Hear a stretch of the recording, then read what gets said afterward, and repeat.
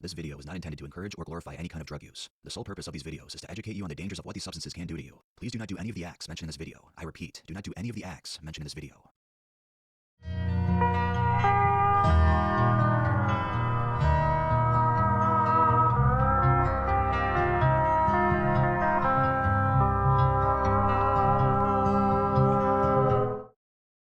Welcome to the world of Tales from the Trip.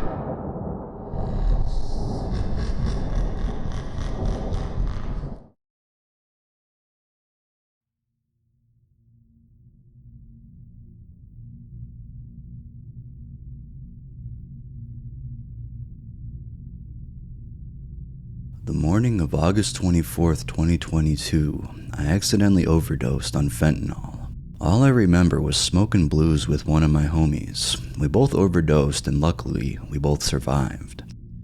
I have no idea how I survived though. I was Narcaned about 5 times, and when I got to the hospital, I had to get an emergency tracheostomy because I had respiratory failure. I also had to go through dialysis because I had so much fentanyl in my body. I woke up about a month later in the ICU, unable to move, and I was on a ventilator. I am now paralyzed from the neck down, but I have a little movement on my arms and 2 fingers. I could also feel everything, which fucking sucks. I am now in a skilled nursing facility that treats me great. Cannot believe I am only 21 and I have wasted 18 months of my life in a hospital bed. Next month, I have an appointment with a neurologist so he can look at my MRI again and see if I will ever be able to walk again.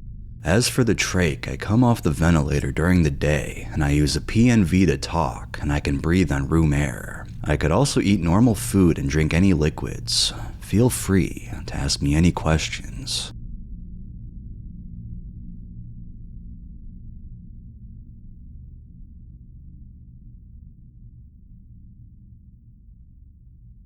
Just for a little background, I have done LSD, psilocybin, salvia, nitrous oxide, MDMA, DXM, THC, opium, GHB, ketamine, 5-MeO-DMT, 2-CT7, ethyl ether, and other drugs. This experience happened about June 1999.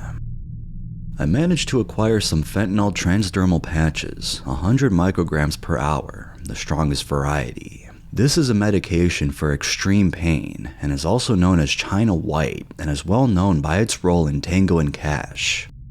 Anyway, I am writing this because when I was experimenting, I found it hard to find information on the internet about this substance and found some wrong info on the Usenet, and I wanted to help anyone who was thinking about doing it.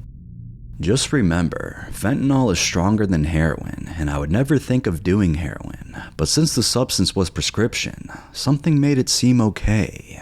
Trust me, it's not.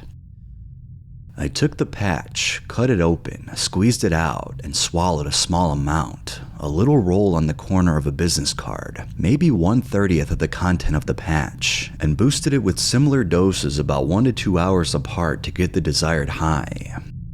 I would become very stoned and zonked in general. One of my friends who had tried heroin said it was exactly the same without the rush, rather a slow progression. I did this on 4 occasions, but on the 5th, a horrible thing happened. I was doing the substance alone, this time with 2 pills of MDMA and 5 hits of very strong acid. 2 Usenet reports told me that the alcohol-based substance will evaporate, and when it does, the active drug evaporates with it, so I only had a small amount left. What I didn't know is that while the alcohol evaporates, the drug in fact does not evaporate, and I was now left with a substance much more strong than the already extreme powerful goo. I must have passed out quickly because the next thing I remember is about 6 paramedics and 2 cops in my tiny room asking me if I knew where I was. I was having trouble maintaining. This was only about 4 hours after taking the acid, and I was still tripping very hard during all of this. They loaded me into an ambulance and kept asking me what I took, and they explained that they had to shoot me up with Narcan to get me awake. I said I had taken fentanyl. They kept asking me how many. They had a hard time understanding that it was a gel, not pills. Upon arriving at the ER, I kept drifting in and out of consciousness as my oxygen saturation dropped as low as 75%, as I was told later. I was shot up with Narcan at least 3 to 4 more times. This was due in most part to the hospital's inexperience with fentanyl overdoses. I was there first. They gave me activated charcoal, which was really bad tasting by the way, and apparently instead of absorbing the chemical and not allowing the body to use it, it absorbed it and left it in my system longer for a slow release of fentanyl.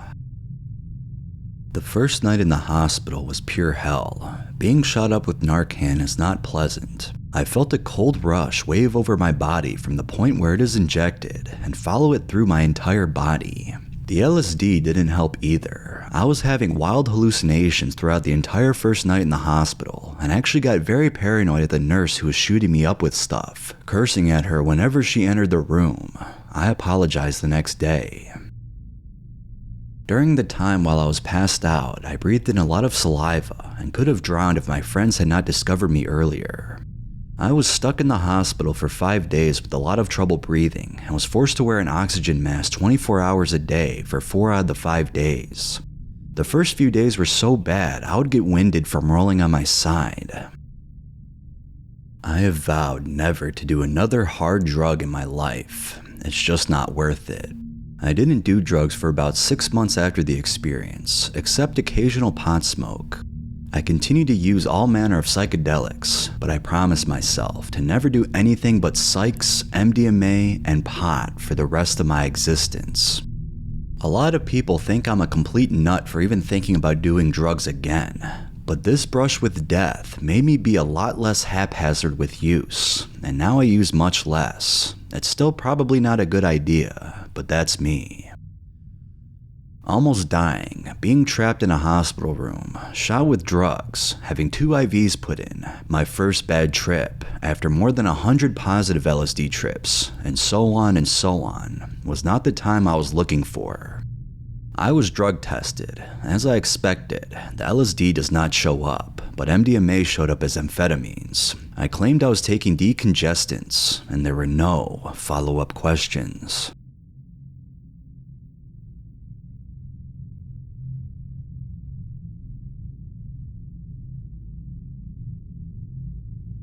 I have a nightmare of a story mixing fentanyl and heroin with Pharma 1 mg Xanax footballs.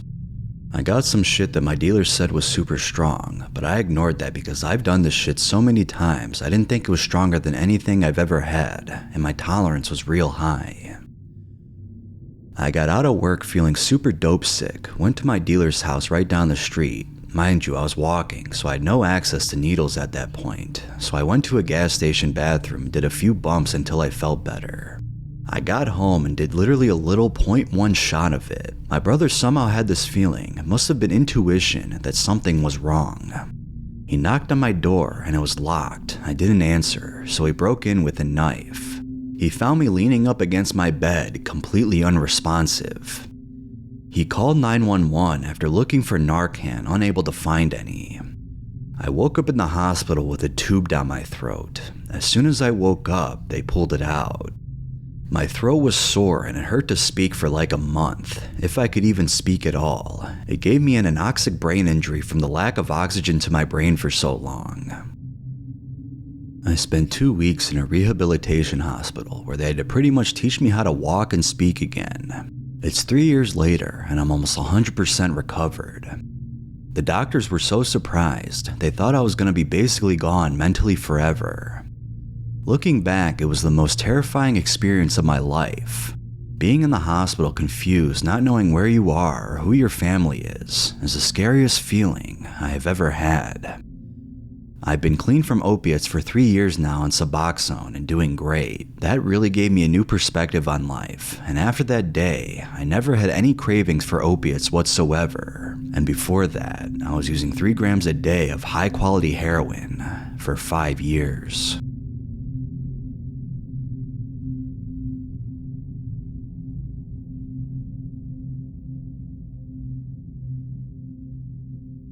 I have used Oxycontin and other strong opiates like that before, but I've never really respected opiates as much as when I tried fentanyl. My night started off with chewing the 50 microgram patch, and I just waited for it to kick in. I wasn't fully aware of the danger I would take when chewing the patch and getting the full dosage all at once. I started feeling really good around 5 minutes, and I decided it was best if I didn't drive any longer.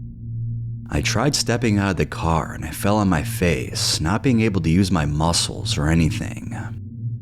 The next thing I realized is that I'm in the ER with a tube down my throat, and I learned that my body stopped breathing and my body was without oxygen for 3 minutes. I would not suggest trying fentanyl unless you are smart and cautious in doing so. Fentanyl is not a drug to play around with.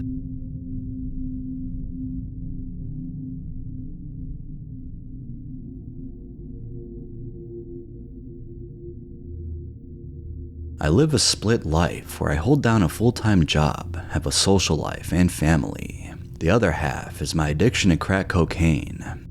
I got addicted to coke in my 20s, and it just spiraled from there. 2 nights ago, I was hanging out with a friend who smokes dope and crack. I don't do opiates, so I'm always careful to not use their pipe. Well, they got mixed up, and I hit their pipe in the dark of my car. I walked into the house and overdosed immediately since I have no tolerance. Fortunately, there were people in the house who made sure I didn't die. I was told I went pale, gray, and clammy.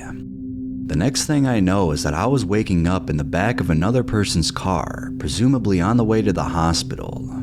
Thank God I am alive. I feel awful today, but that's probably the after effects of the binge, the overdose, and the 2 hits of Narcan.